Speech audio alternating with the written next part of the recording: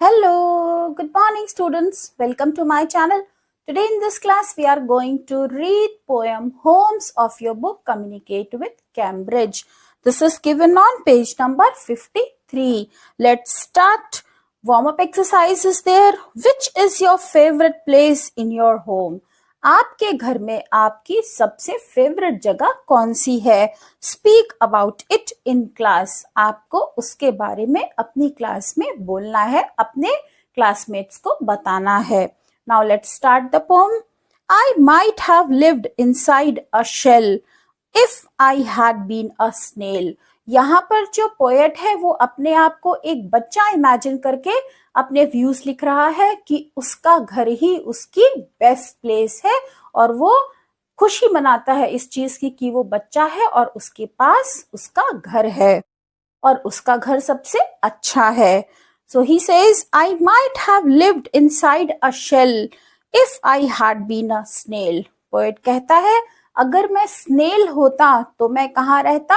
एक शेल के अंदर. स्नेल की बॉडी के ऊपर जो कवर होता है सॉलिड, उसे कहते हैं शेल. तो अगर मैं स्नेल होता तो मैं शेल में रहता. और in a great wide tossing sea if I had been a whale. अगर मैं व्हेल फिश होता तो टॉसिंग मतलब ऊपर नीचे हिलते डुलते समुद्र में रहता. समुद्र की लहरें हमेशा ऊपर नीचे होती है तो समुद्र में ऊंची नीची होती हुई लहरों के बीच में रहता.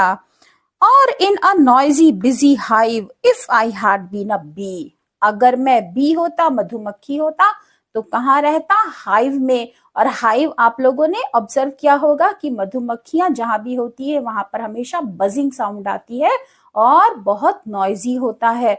तो पोएट कहते हैं कि अगर मैं बी होता, मधुमक्खी होता, तो मुझे उस नॉइजी शोरगुल वाले हाइव में रहना पड़ता. और अ बनी इन अ बरो eating lettuce for my T. और अगर मैं बनी होता, अगर मैं रैबिट होता, तो मुझे कहाँ रहना पड़ता? बरो में, एक होल में रहना पड़ता. और मुझे चाय के साथ क्या मिलता? Lettuce. I might have had a kennel home if I had been a dog.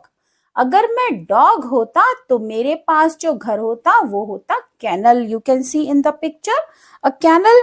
और a mud hole in a river bank if I had been a frog.